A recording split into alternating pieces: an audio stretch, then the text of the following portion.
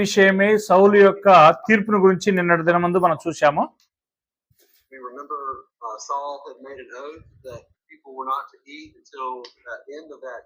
చూడండి, ఆ దినము పూర్తి వరకు అంటే సాయంత్రం వరకు ఎవరు కూడా ఏమి తినకూడదని చెప్పి సౌలు ప్రమాణం చేయించున్నాడు.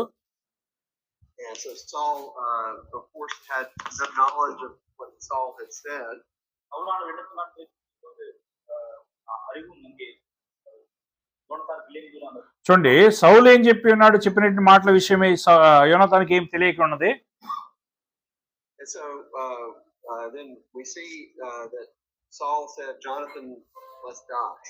చూడండి, యోనాతాను చనిపోవాలని చెప్పి సౌలు చెప్పడం జరిగింది. లేవికాండము 4వ అధ్యాయంలో మనం నిన్న చదివాము. And we see what God said in the law concerning dealing with someone who had sinned in ignorance of the law. చూడండి, తెలియకనే ఎవరైనా పాపం చేసినట్లయితే దాని విషయమైన నియమాలు ఆజ్ఞలను దేవుడు చూపించినట్టుగా మనం చూస్తున్నాము. And remember that in that reading we read where the priest was to make an atonement for the one who had done that. ఆ విధంగా చేసినట్టు వారికి ప్రాయశ్చిత్తము పరిహారం చేయాల్సిన అవసరం ఉందని చెప్పి చెప్పడం జరిగింది.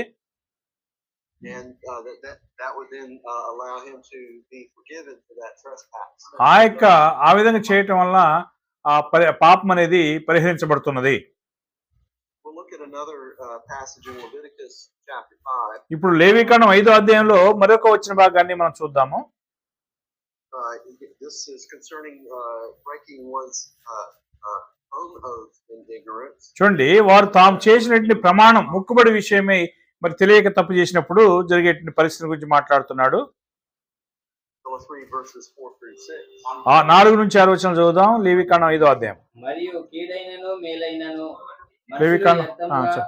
పెట్టుకొని చేసేదమని పలుకు మాటల్లో మరి దేనినైనను ఓషింపక చేసేదనని ఒకడు పెదవులతో యథార్థముగా ఒట్టు పెట్టుకున్న ఎడల అది తెలిసిన తర్వాత వాడు అపరాధి అగును. కాబట్టి అతడు వాటిలో ఏ విషయమందైనను అపరాధి అగును. అప్పుడు ఆ విషయమందే తాను చేసిన పాపమును ఒప్పుకొని తాను చేసిన పాప విషయమై యెహోవా సన్నిధికి మందల్లో నుండి ఆడు గొర్రెపిల్లనే గాని ఆడు మేకపిల్లనే గాని పాప పరిహారార్థ బలిగా అర్పింపవలెను.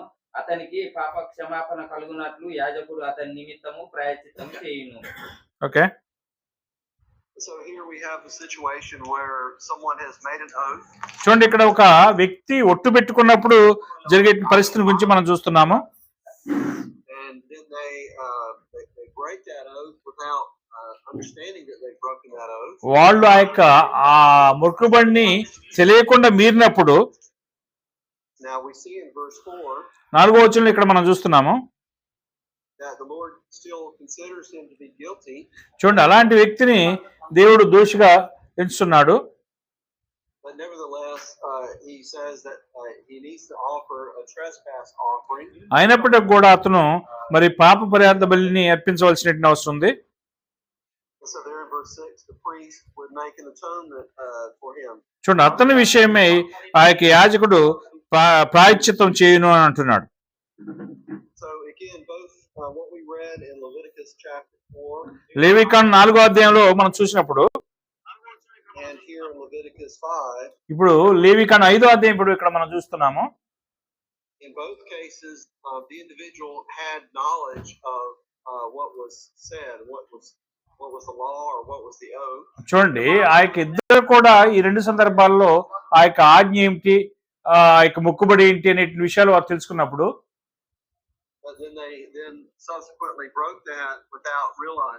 చూడండి, దాన్ని వారు అర్థం కాకుండానే ఆ యొక్క ఆజ్ఞని మీరిన ఎడల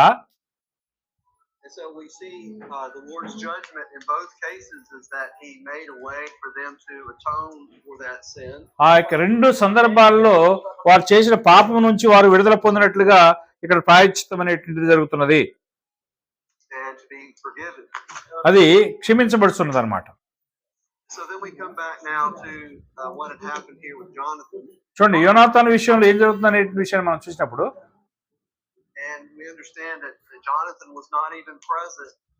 when Saul had made the oath. చూడండి, సౌలు ఈ యొక్క నిబంధన చేసుకున్నప్పుడు మొక్కుబడి చేసుకున్నప్పుడు యోనాతానికి తెలియక ఉన్నది.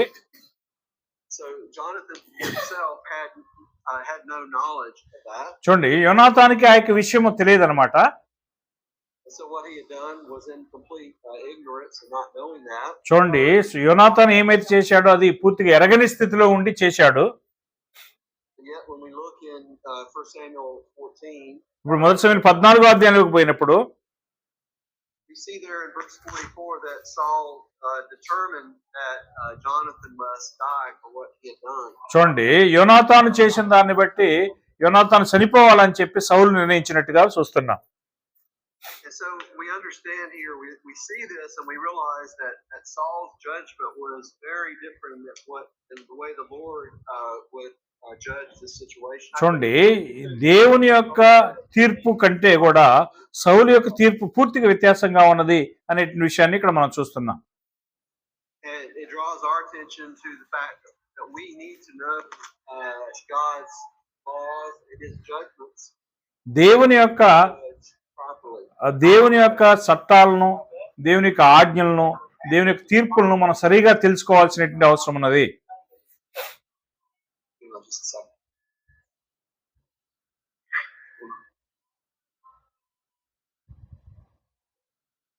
We got some kind of issue going on out here. I'm not sure what it is.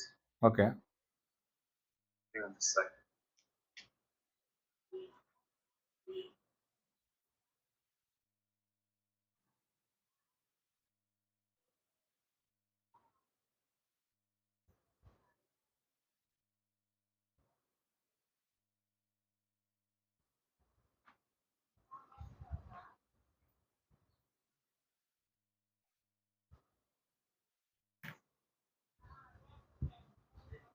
Okay, we'll continue on here. మరలా మనం కంటిన్యూ చేద్దామండి. So let's turn to Psalm 105, 105వ కీర్తన చూడండి. and we want to consider how it is very important for us to know God's judgments. దేవుని యొక్క తీర్పులు అనేవి మనకు ఎంత ముఖ్యమై ఉన్నాయో మనం చూస్తున్నాము. So let's read verse 5 here. 5వ వచనం చదువుదాం. 105వ కీర్తన.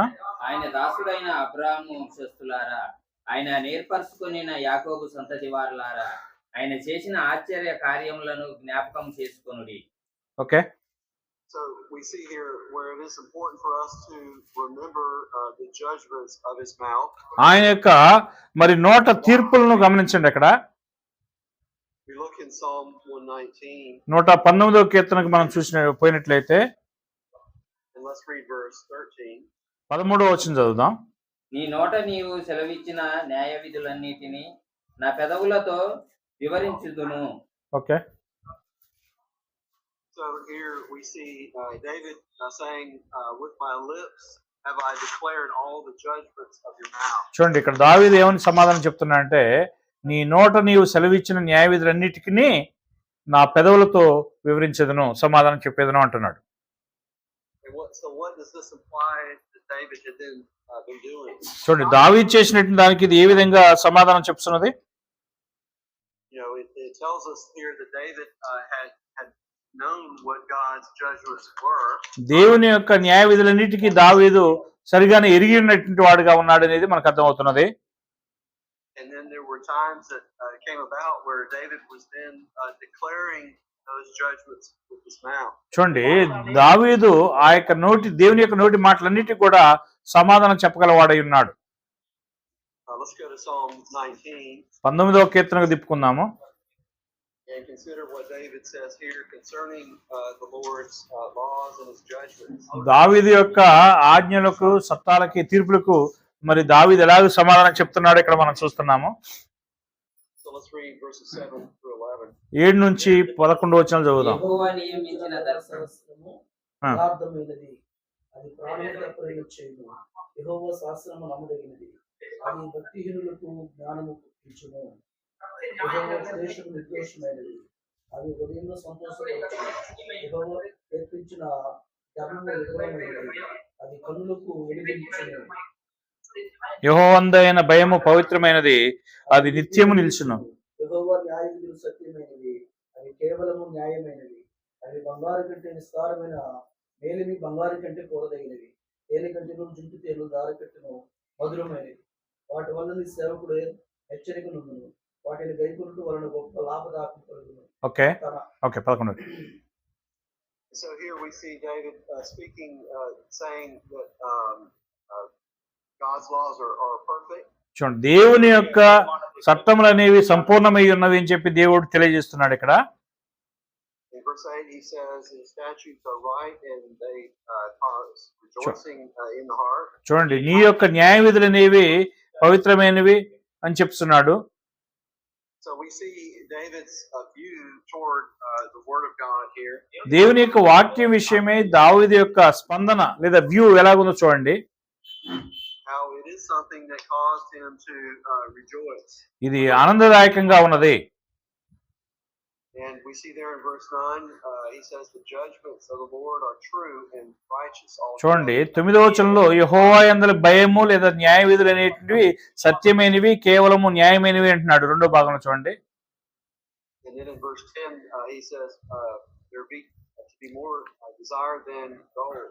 చూడండి, ఇక్కడ దేవుని యొక్క ఆజ్ఞలు 10వ వచనంలో బంగారం కంటే విస్తారమైన మేలిమి బంగారం కంటే కోరదగినవి అంటున్నాడు. You know, we've probably all been in situations where we've had to make a judgment about something. చూడండి, ఏదో ఒక దాని గురించినటువంటి తీర్పుల గురించి ఇక్కడ మనం చూస్తున్నాము. And we probably had the thought, boy, I wish I knew more about this and how to make sure that I judge properly. చూడండి, నేను ఆ యొక్క తీర్పులను సరైన విధానంలో తీర్చువాడినై ఉన్నానని చెప్పి దేవుడు చెప్తున్నాడు. So here we have David talking about how valuable these judgments are to know the Lord's judgment. దేవుని యొక్క తీర్పులు అనేది ఏ విధంగా న్యాయమై ఉన్నవో అని చెప్పే దాని గురించి ఇక్కడ దావీదు లాభదాయకమై ఉన్నవో అనే దాని గురించి మాట్లాడుతున్నాడు. You know, the more that we have of the Lord's judgments, the better it's going to be in various situations that we find ourselves in. చూడండి, మనం దేవుని యొక్క తీర్పులను మనం ఇక్కడ చూస్తున్నాము.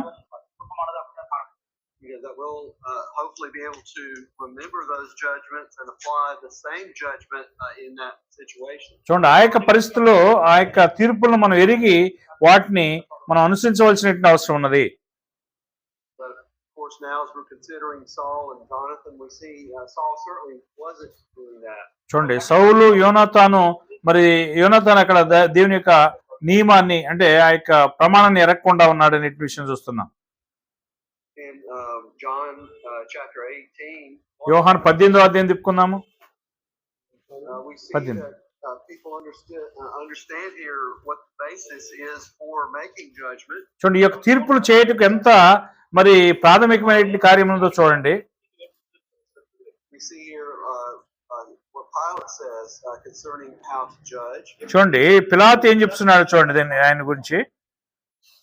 So let's read verses 29 to 31. 29 నుంచి 31 వరకు చదవండి. యోహాను 18వ అధ్యాయం. కావున పిలాతు బయట ఉన్న వారి వద్దకు వచ్చి, ఈ మనిషిని మీద మీరు ఏ నేరము మోపుతున్నారని. అందుకు వారు, వీడు దుర్మార్గుడు కాని ఎడల వీనిని నీకు అప్పగించి ఉండమని అతనితో చెప్పిరి.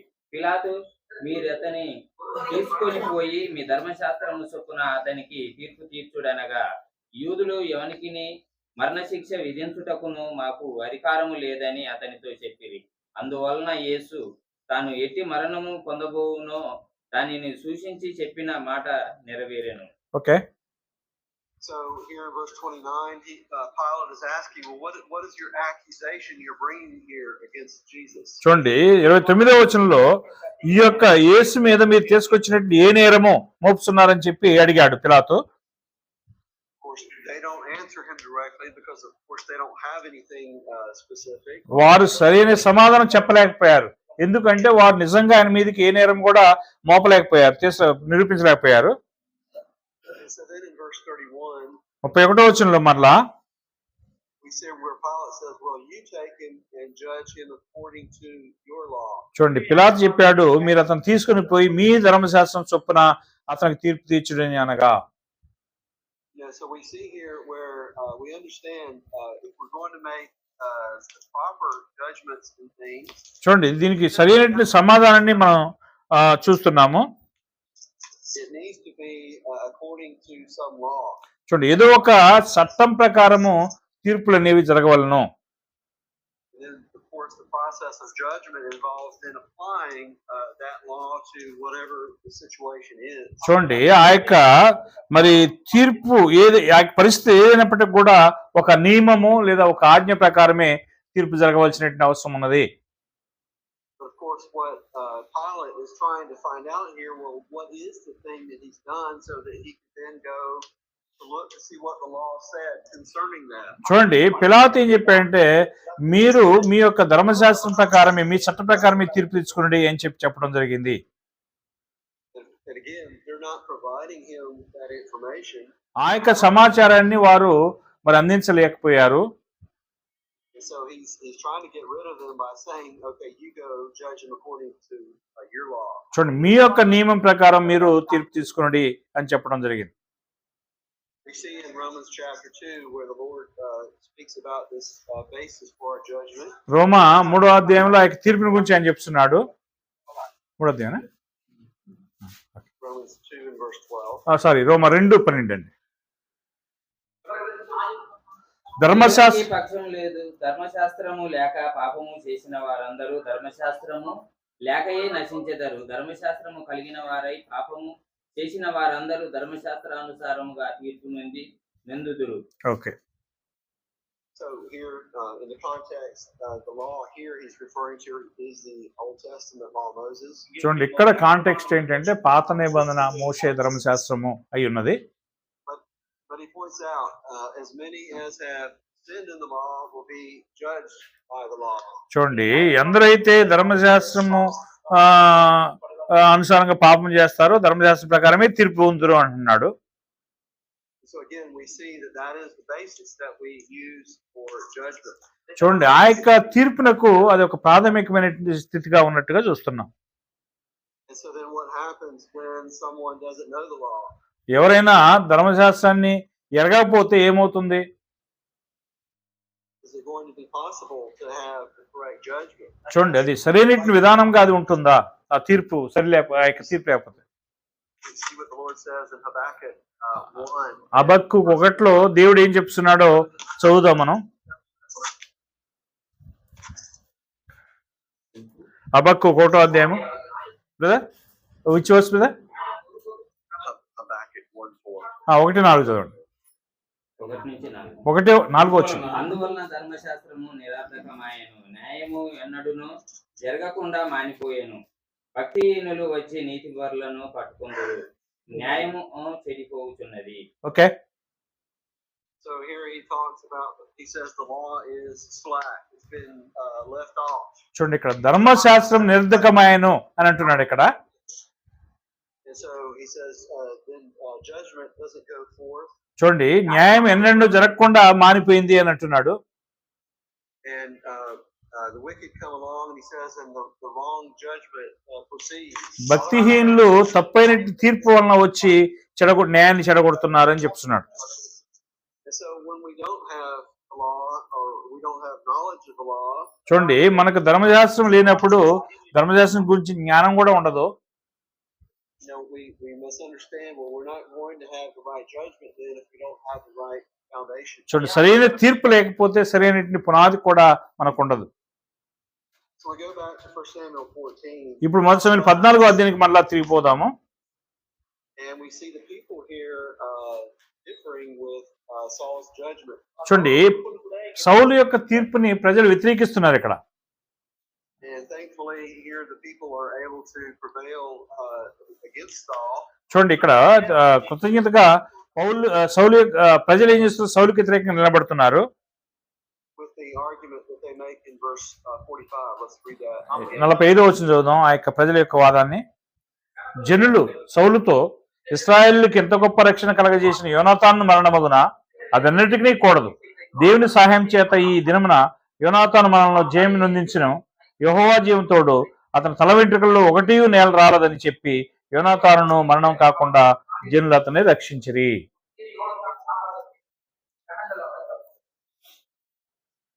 So we see the people here making this argument on behalf of Jonathan. యోనాతాను పక్షంలో ప్రజలు ఈ విధంగా నిలబట్టాన్ని మనం చూస్తున్నాం ఇక్కడ. Now, it's not actually the argument that they really should have made. చూడండి, వారు చేయాల్సింది చేయకూడదు ఇక్కడ వాస్తవంగా. You know, the argument they're making here is, well, Jonathan has done this, led this great salvation for Israel. చూడండి, యోనాతాను ఇశ్రాయేలుకి యొక్క గొప్ప రక్షణ కలగజేసి ఉన్నాడు. And so we shouldn't let him be killed. చూడండి, ఆయన్ని చంపడానికి అనుమతించకూడదు మనం. You know, what if Jonathan had done something that the Lord said was worthy of death? చూడండి, యోనాతాను ఏమైతే చేశాడో అది మరి ఆయన మరణానికి పాత్రుడై ఉన్నాడని చెప్పి వారు చెప్పడం జరిగింది. You know, they would have made the same argument here, and that would have been contrary to what the Lord would have said. అయితే ఈ యొక్క ప్రజలు ఏం చేస్తున్నారంటే దానికి వ్యతిరేకంగా మరి మాట్లాడుతున్నారు. So, you know, the more appropriate argument that they should have made చూడండి, వారు చేసినటువంటి ఆ యొక్క ఆర్గ్యుమెంట్ అనేది సరైనదిగానే ఉన్నది ఇక్కడ. is that, you know, Jonathan, according to God's law, Jonathan here needs to at most make atonement for sin. చూడండి, యోనాతాను దేవుని యొక్క నియమం ప్రకారం యోనాతాను ఇక్కడ ఆ యొక్క పాప పరిహార్థము కలగజేసి ఉన్నాడని చెప్తున్నాడు.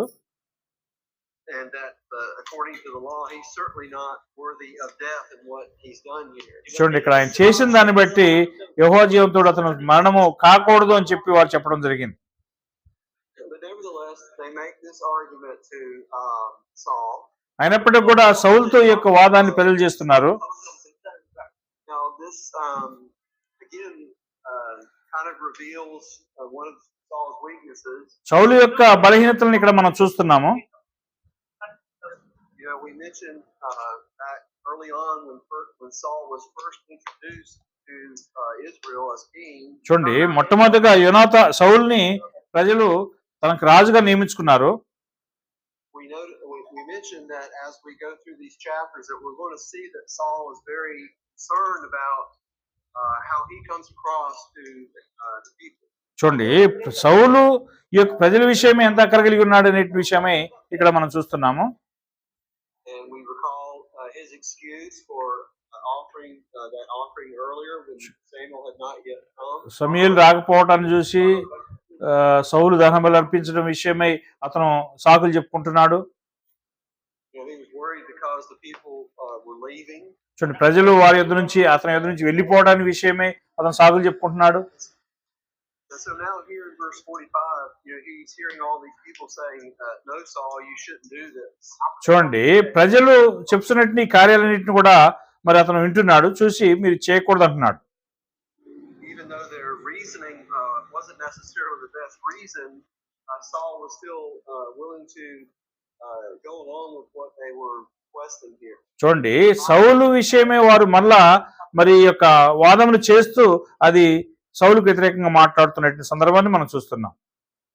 And unfortunately, we're going to see Saul continue to show this behavior as we get into chapter 15, Lord willing. ప్రభు చిత్తమైతే 15వ అధ్యాయంలోనికి మనం వెళ్ళేంత వరకు అక్కడ కూడా ఇదే ప్రవర్తనను సౌలు కలిగి ఉన్నట్లుగా మనం చూస్తాం. So let's go on now and read in chapter 14. 14వ అధ్యాయంలో మనం చూస్తాము verses 47 to 52. 47 నుంచి చివరి వరకు చదవండి. ఇలాగూ సౌలు ఇశ్రాయేలీయులను ఏలుటకు అధికారము నొందిన వాడై నకము కాల వారి శత్రువులైన మోయాబీలతోనూ అమ్మోనీయులతోనూ ఏదోమీయులతోనూ శోభాదేశపు రాజులతోనూ ఫిలిస్తీయులతోనూ యుద్ధము చేసెను. ఎవరి మీదికి అతడు పోయెనో వారినందరినీ ఓడించెను. మరియు అతడు దండును గూర్చి అమాలేకీయులను హతము చేసి ఇశ్రాయేలీయులను కొల్ల సొమ్ముగా పెట్టుకున్న వారి చేతిలో నుండి వారిని విడిపించెను. సౌలునకు పుట్టిన కుమారులు పేర్లు ఏవనగా యోనాతాను, ఇష్వి, మెల్కీషువ. అతని ఇద్దరు కుమార్తెల పేర్లు ఏవనగా పెద్దదాని పేరు మెరాబు, చిన్నదాని పేరు మీకాలు. సౌలు యొక్క భార్యకు అహినోయమని పేరు. ఆమె వయస్సు కుమార్తె. అతని సైన్యాధిపతి పేరు అబ్నేరు. ఇతడు సౌలునకు పిన తండ్రి అయిన నేరు కుమారుడగు సౌలు తండ్రి అగు కీసును అబ్నేరు తండ్రి యగు నేరును అబియేలు కుమారులు సౌలు బ్రతికిన దినములన్నీయు ఫిలిస్తీయులతో ఘోర యుద్ధము జరగగా తాను చూసిన బలాఢ్యులందరినీ పరాక్రమశాలులందరినీ తన యొద్దకు చేర్చుకొనెను. Okay. So we see here that Saul says he took over the kingdom of Israel. చూడండి, ఇశ్రాయేలీయుల్ని మరి దేవుడు సౌలు రాజుగా చేసినట్టుగా మనం చూస్తున్నాము. And you notice here how he fought his enemies on every side. అతను శత్రులందరి మీద అతనికి ఏ విజయాన్ని ఇచ్చి ఉన్నట్టుగా మనం చూస్తున్నాము. And so we see six nations mentioned there in verses 47. 47వ వచనం 45వ వచనంలో 6 దేశాలను గురించి కూడా వారి మీద యుద్ధం చేసినట్టుగా మనం చూస్తున్నాము.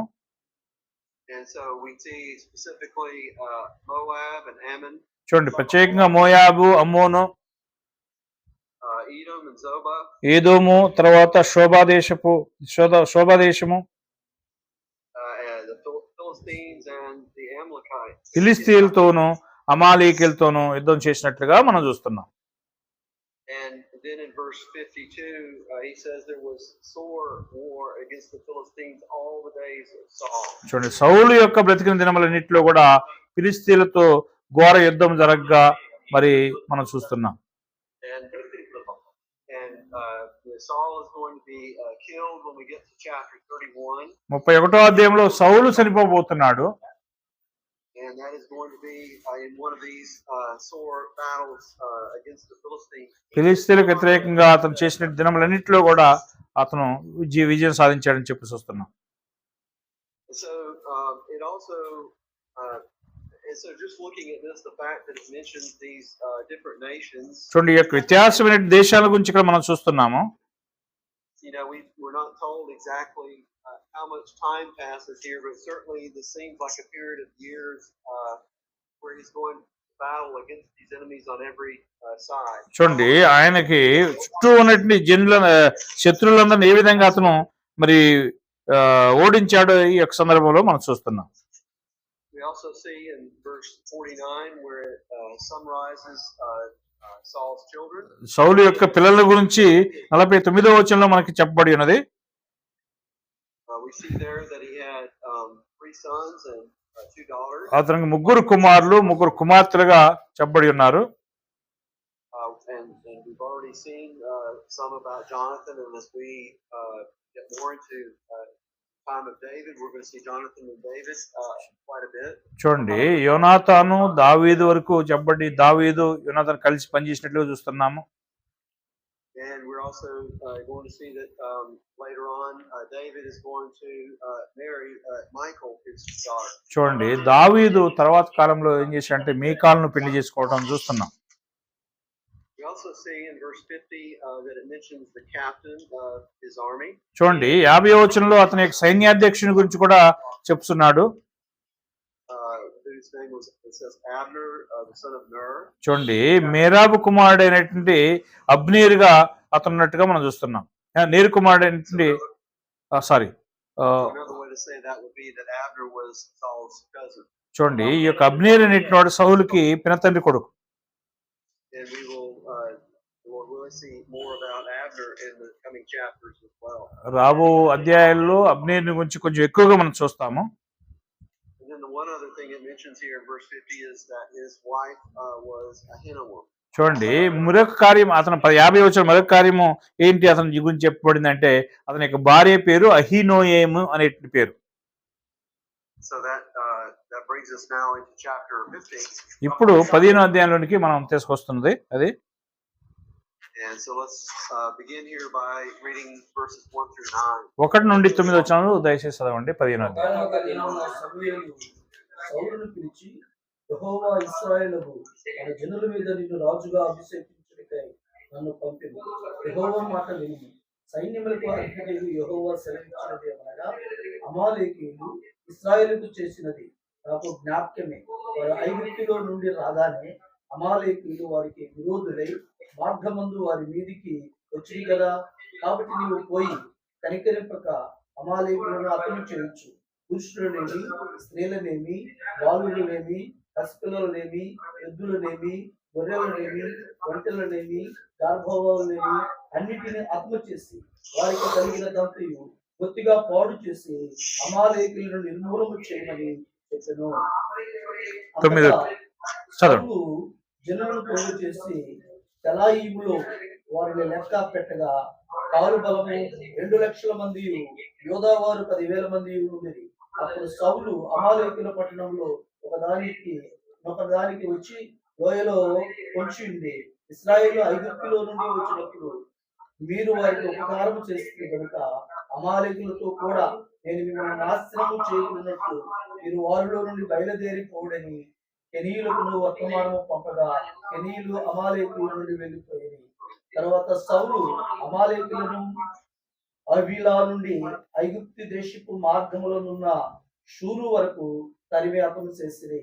అమాలేకుల రాజైన అగోగును ప్రాణముతోను పట్టుకొని జనులందరినీ కత్తి చేత నిర్మూలన చేసెను.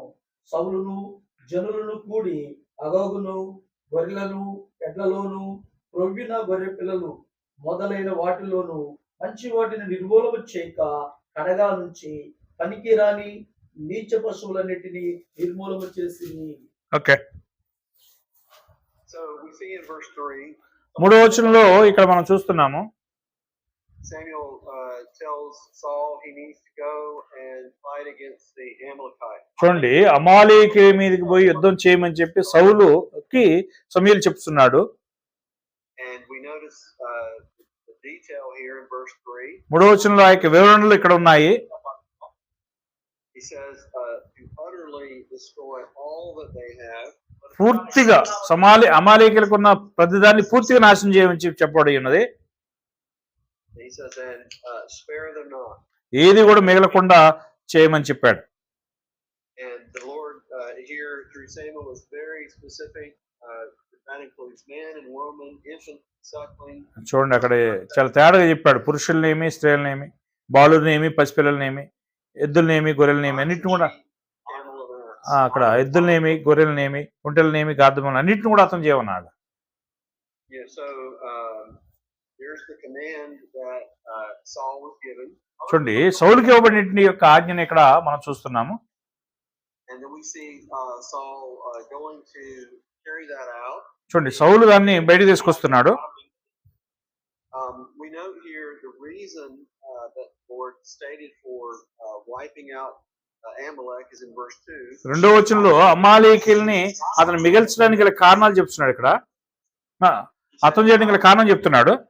Okay, Which Amalek did. అమాలేకీలు ఏం చేసి ఉన్నారు నాకు జ్ఞాపకం ఉన్నది అంటున్నాడు. How he laid wait for Israel when they came up out of Egypt. ఇశ్రాయేలు ఐగుప్తులో నుంచి రాగానే అమాలేకీలు వారికి విరోధులై వారి మీదకి వచ్చినటువంటి విషయం నాకు తెలుసు కదా అని అంటున్నాడు. So let's go and actually look at that. What happened there in Exodus chapter 17. నిర్గమకాండ 17వ అధ్యాయంలో ఏం జరిగిందో మనం అక్కడ చూస్తున్నాము. Let's read verses 8 through 16 there. 8 నుంచి 16 వచనాలు అక్కడ చదువుదాం. నిర్గమకాండము 17వ అధ్యాయం. తర్వాత అమాలేకులు వచ్చి రఫీదీములో ఇశ్రాయేలుతో యుద్ధం చేయగా మోషే యెహోషువతో మన కొరకు మనుషులను వేరుపరిచి వారిని తీసుకుని బయలువెళ్ళి అమాలేకులతో యుద్ధం చేయము. రేపు నేను దేవుని కర్రను చేతబట్టుకొని ఆ కొండ శిఖరము మీద నిలిచెదను. యెహోషువ మోషే తనతో చెప్పినట్టు చేసి అమాలేకులతో యుద్ధం ఆడెను. మోషే అహరోను ఊరు అనవారు ఆ కొండ శిఖరం ఎక్కిరి. మోషే తన చెయ్యి పైకెత్తినప్పుడు ఇశ్రాయేలు గెలిచింది. మోషే తన చెయ్యి దించినప్పుడు అమాలేకులు గెలిచింది. మోషే చేతులు బరువెక్కుగా వారు ఒక రాయిని తీసుకొని వచ్చి అతడు దాని మీద కూర్చుంటుకై దానిని వేసిరి. అహరోను హూరులు ఒకడు ఈ ప్రక్కలను ఒకడు ఆ ప్రక్కలను అతని చేతులను ఆదుకొనగా అతని చేతులు సూర్యుడు అస్తమించే వరకు నిలకడగా ఉండెను. అట్లు యెహోషువ కత్తివాడి చేత అమాలేకు రాజును అతని జనులను గెలిచెను. అప్పుడు యెహోవా మోషేతో ఇట్లనెను, నేను అమాలేకుల పేరు ఆకాశము క్రింద నుండకుండా బొత్తిగా కుడిసివేయుదును కనుక జ్ఞాపకార్థముగా గ్రంథములో దీనిని వ్రాసి యెహోషువకు వినిపించుము. Okay, So we see here in verse 8 as the Israelites have now come out of Egypt. చూడండి, ఇశ్రాయేలు ఐగుప్తులో నుంచి బయటకు వచ్చేటప్పుడు జరుగుతున్న విషయాన్ని ఇక్కడ మనం 8వ వచనంలో చూస్తున్నాము. It shows there how Amalek came out to fight with Israel. చూడండి, ఇశ్రాయేలుతో యుద్ధం చేయుటకు అమాలేకీయులు బయలుదేరి వచ్చి ఉన్నారు. So Moses then has to get Joshua to go to lead out men to fight against Amalek. అప్పుడు మోషేను యెహోషువను ప్రజలను సిద్ధపరిచి అమాలేకీయులతో యుద్ధం చేయుటకు వెళ్ళవలసి వచ్చింది. And so we see there in verse 11, it says when Moses held up his hand that Israel prevailed. చూడండి, మోషే తన 11వ వచనం, మోషే తన చేయి పైకెత్తినప్పుడు ఇశ్రాయేలు గెలిచారు. But there in verse 12, as his hands became heavy, Aaron and Hur came and literally held up his hands. మోషే చేతులు బరువెక్కగా మరి అహరోన్ను ఆ తర్వాత ఊర్లు ఇద్దరు శిలువ పక్కన నిలిచి అతన్ని ఆదుకొనగా అని చెప్పబడింది. So they did that until the end of the day. వారు సూర్యుడు అస్తమించేంత వరకు వారు దాన్ని చేసినట్లుగా మనం చూస్తున్నాం. And so then, according to verse 13, it says Joshua then defeated these Amalekites with the edge of the sword. చూడండి, యెహోషువ ఈ అమాలేకీయులకు తన కత్తివాతను అలా చేసినట్టుగా మనం చూస్తున్నాం. But we now see in verse 14 what the Lord what the consequences of Amalek's actions are here. చూడండి, 14వ వచనంలో అమాలేకీయుల యొక్క క్రియకు ఏ విధమైన ప్రతిఫలము అంటే ఏ విధమైన స్పందన వచ్చిందో చూడండి. 14 అప్పుడు యెహోషువ Not only defeated by Joshua that day, వారు ఆ యొక్క దినమున యెహోషువ చేత ఓడిపోవటం మాత్రమే కాకుండా but the Lord said, write this down in a book for later. చూడండి, దీన్ని గ్రంథంలో రాయము అని చెప్పి దేవుడు చెప్పడం జరిగింది. He says, I will utterly put out the remembrance of Amalek from under heaven. చూడండి, ఆకాశం క్రింద ఉండకుండా అమాలేకీయుల యొక్క పేరును బొత్తిగా తుడిచివేయుదునని చెప్పి దేవుడు తెలియజేయడం జరుగుతుంది.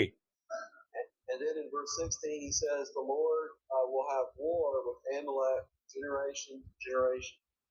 చూడండి, అమాలేకీయులకును మరి వీరికి యుగ యుగములు అంటే తరతరంలోకి యుద్ధం జరుగును అని చెప్పి దేవుడు నిర్ణయించడం జరిగింది.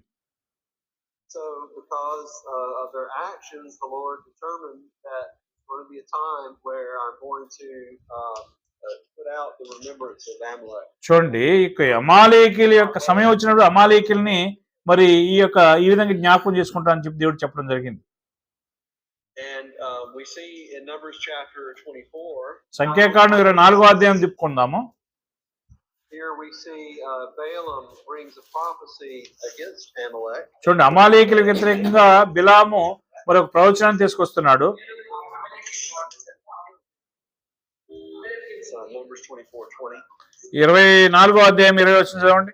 సంఖ్యాకాండం 20 వచనం. ఇరగొట్టబడిన దాని ఎన్ని? విషయంలో సంఖ్యాకాండం 24, 20 కదా. ఇరగొట్టబడుటయే శిక్ష, ఆ, కంటికి కన్ను పంటికి పండు చెల్లింపవలెను. వాడు ఒకనికి కలంకము కలగజేసినందున వానికి కలంకము కలగజేయవలెను. 24, 20. మరియు మరియు అతడు అమాలేకీయుల వైపు చూసి ఉపమానతికి ఇట్లనెను, అమాలేకీయులు అన్ని జనులకును మొదలు వారి అంతము నిత్య నాశనమే. ఓకే, మరి చాలు. So we see here where the prophecy comes that Amalek's latter end is that he is going to చూడండి, అమాలేకీయుల విషయమే ప్రవచనం మనం చూస్తున్నాం ఇక్కడ. వారి యొక్క అంతము నిత్య నాశనమే అని అంటున్నాడు. 24, 20 We అండి. also see Amalek mentioned in Deuteronomy 25. ద్వితీయోపదేశకాండం 25వ అధ్యాయంలో కూడా అమాలేకీయుల గురించి చెప్పబడి ఉన్నది. So అమాలేకీ let's read verses 17 through 19.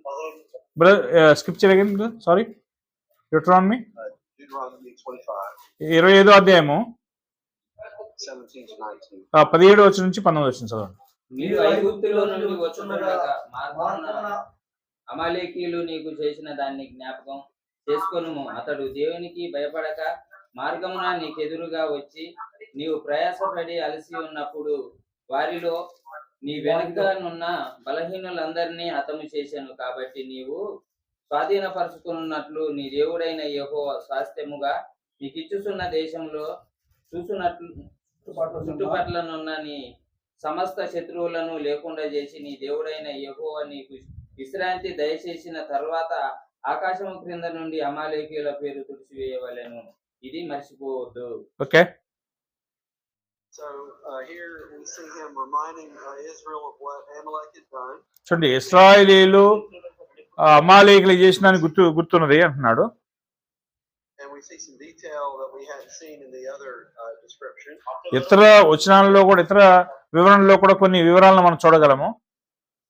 There in verse 18, he notes that Amalek went and smote the rear part of the Israelites. చూడండి ఇక్కడ 18వ వచనంలో ప్రయాసపడి అలసి ఉన్నప్పుడు నీ వారిలో వెనక ఉన్నటువంటి బలహీనందరినీ అతను హతం చేశాడు అని అంటున్నాడు. And they struck Israel when they were faint and weary, and they had just come out of Egypt and were fleeing from the Egyptians. చూడండి ఐగుప్తు నుండి వారు వచ్చినప్పుడు వారిని హతం చేసినట్లుగా మనం చూస్తున్నాం. So Amalek chose to strike the people once in the ear, and the Lord saw that. చూడండి దేవుడు అది వారు చేసినటువంటి కార్యాన్ని యెహోవా చూస్తున్నాడని చెప్తున్నాడు.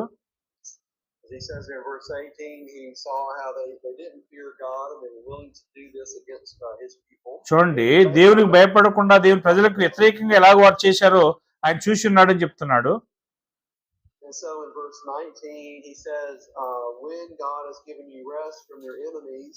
చూడండి 19వ వచనం నీ శత్రువుల చేతి నుంచి నీకు విశ్రాంతి ఇచ్చినప్పుడు He says, then there's going to come a time where I'm going to have you blot out the remembrance of Amalek. ఆ తర్వాత ఆకాశం కింద అమాలేకుల పేరు తుడిచివేయవలను అని చెప్పి ఇది మర్చిపోవద్దు అని చెప్తున్నాడు దేవుడు. So that time has now come with Saul. ఇది సౌలు విషయంలో ఇది జరుగుతున్నది, సౌలు సమయంలో జరుగుతుంది. And so we see him giving the command here to Saul to utterly destroy the Amalekites. చూడండి పూర్తిగా అమాలేకులకి ఇది మరి అమాలేకులను నాశనం చేయవలసిన అవసరం ఉన్నది. We see in verse 4 where Saul brings together 210,000 footmen.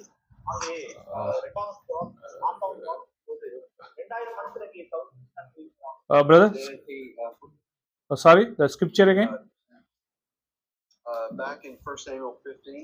Okay, మొదటి సమూయేలు 15వ అధ్యాయంలో మనం చూసినట్లయితే So we saw there, we read earlier in verse 4 where he pulled together 210,000 footmen. చూడండి అతనికి దాదాపుగా మరి 2 లక్షల మంది యోధావారు 10,000 మంది కాల్బలం ఉన్నట్లుగా మనం చూస్తున్నాము. So now he's gathered them to come up against Amalek. చూడండి వీరందరినీ సమకూర్చి అమాలేకీల మీదికి వారు సిద్ధపరచబడుతున్నారు. So we're at a good stopping point, so we'll pick up again here tomorrow. చూడండి ఇక్కడ మనం ఆఫ్ చేస్తున్నాం ఈ క్లాస్ని. దేవుని చిత్తం మీద రేపు దీన్ని మనం తీసుకుందాము. ఓకే, ప్రార్థన చేసుకుందాం. మనం చేసామా?